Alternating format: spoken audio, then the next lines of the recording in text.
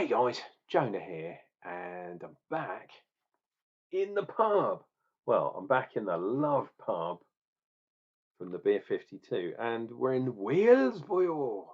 We are in Mould, because we're doing the Mould Ale House collaboration. Apparently, Pub of the Year in Wales, which is pretty cool.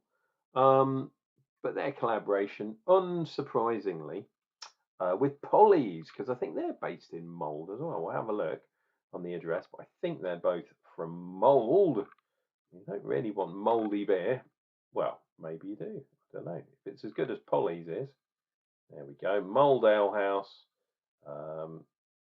Polly's Brew. Go!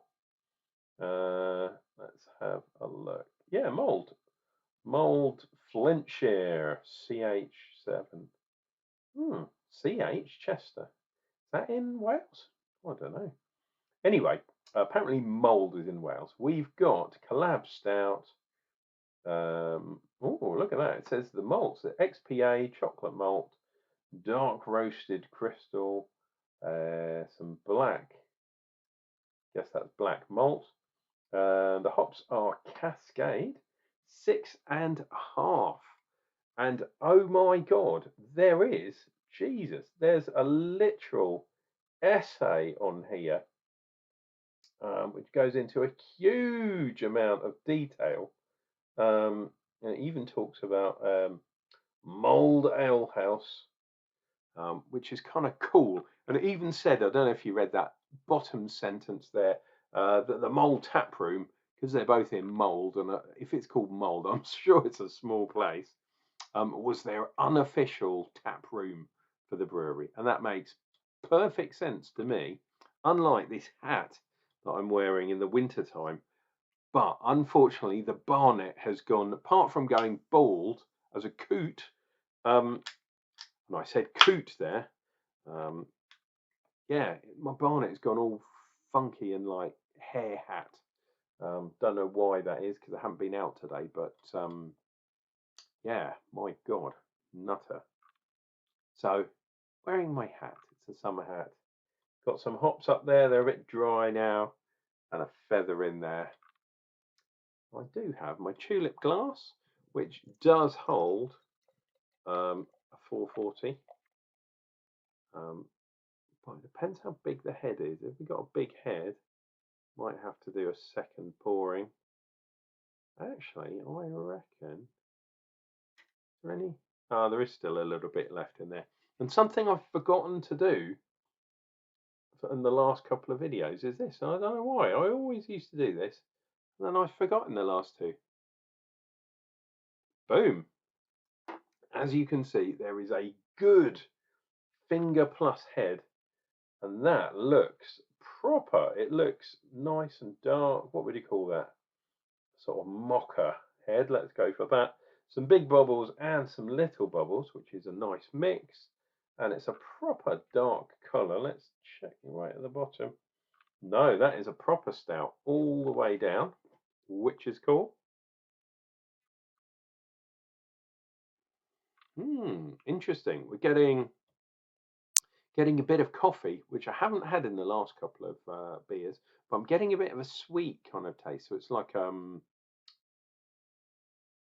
yeah, like a mocha, like a chocolate coffee kind of thing, if that makes sense. Sweet, getting a little bit of the astringency. We don't have any dextrin or dextrose malt or whatever they call it these days. No chit in here. Still not 100% sure what chit is. Is it some sort of mixed up grain or something? Something grain wise. It's not, definitely not hops. So here we go. Love your pub with the best camera pub in the world. No, in Wales. So what do they say? Yaiki da.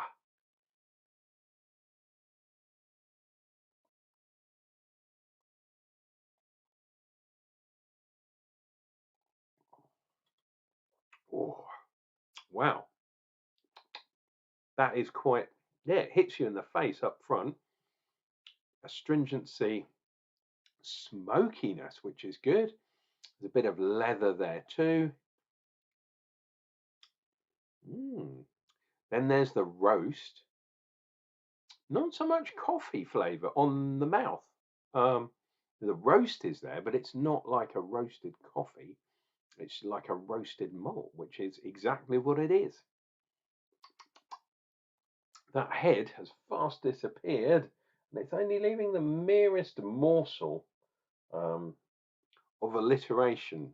No, the merest morsel of yeah, a line on the glass, which, yeah, well, it shows to me that it doesn't have any kind of lacto or real kind of yeah, proteiny stuff in, which would help the head no end. My God, look, it has gone. It's just left the ring.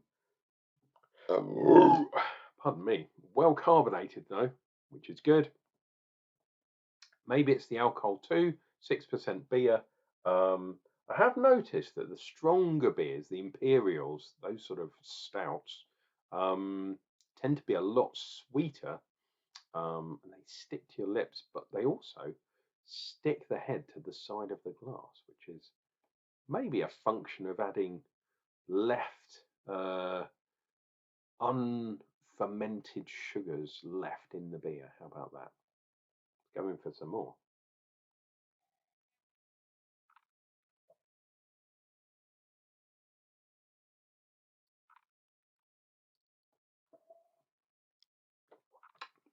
Wow. Boom. And that is punchy kind of astringency up front. Mouthfeel is,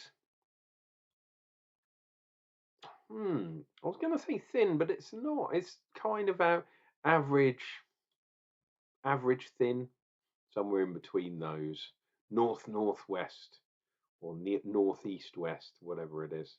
No, northeast it would be, or northwest north.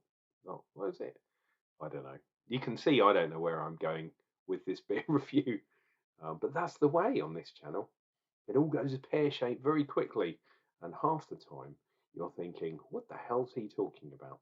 But that's how my brain works. It's streams of consciousness coming across the cosmos to you, dear viewer. Wow, look at that.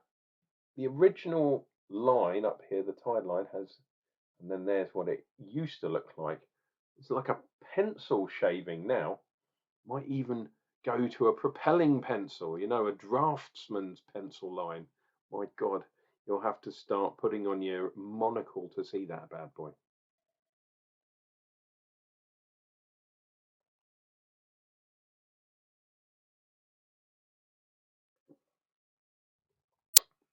Ooh. There's something within that astringency. It is quite astringent. It's quite punchy. There's something in there. It's a bit kind of more dark, a bit more gravy, marmitey sort of twang to it. That if it was full on astringent, malt astringent, which it is, yeah, but there's something in there, and it's not. What is it? Cascade. Yeah, I'm checking the beer 52. Cascade has the hop in there. I'm thinking using Cascade in a stout. It's a weird choice, and perhaps that's what it is. Right, I do have a little bit of the beer left, so let me put that in the glass. Not too much. Wow, that was a bit thicker there. Boom, boom, boom. Let me put this down, because if you want to screenshot that and read at your own leisure, there we go. Yeah, 2024 Vale of Clyde and Northwest Pub of the Year. That's cool. It's a grade 2 listed building. Pardon me. It talks about the owners, which is cool. And then it talks about their collaboration with the brewery, which is Polly's. if you have been in the craft scene over the last few years, you'll probably have seen Polly's at some point, maybe 5 years. Not 100% sure if they've been around much longer than that, to be honest. They're definitely a new brewery in that regard, in the craft regard. 2018. There we go. So my guess was 5 years, and it's been 7. Yeah, 7 years. So yeah, no real lacing on the glass, which I'm a bit kind of disappointed at. Look at how murky that is. Look at that. It's sticking on the side of the glass now, but I think, look at that. It's got the legs. My God, it's got the legs.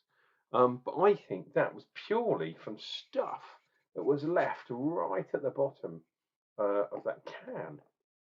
It was interesting. So I'm looking forward to seeing what this tastes like. Is it going to be superbly bitter, or something different?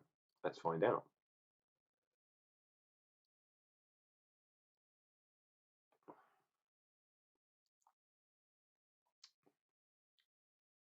Wow. Okay. So, weirdly enough, that kind of last inch of kind of more sludgy stuff had a bit more mouthfeel in there. Um, and I was getting less of the astringency, but more of the kind of coffee thing going on. That's really interesting to me. So, as I've been banging the drum on about, if you do 2 pours instead of one complete pour, the beer, especially from a can, I've noticed this as well. From bottles, it doesn't happen so much, but cans, something about the way people do canning, and maybe they've been sitting on the shelf for a while, but you do tend to get some stuff sitting at the bottom, and you're not going to shake a can of beer, are you, to mix it? Maybe you could roll it over a certain period of time and get things mixed in a bit. Or what I've done sometimes is put the can upside down in the fridge, and then when I take it out, I'm usually setting up for a shot. It usually takes about 5 minutes, but that's the time when I'll turn it back upright. Tends to mix stuff up. But yeah, it's weird. I have noticed that if you do a split pour, and I guess this is something that people from Belgium especially have, um, and people would tell you always pour everything into the glass.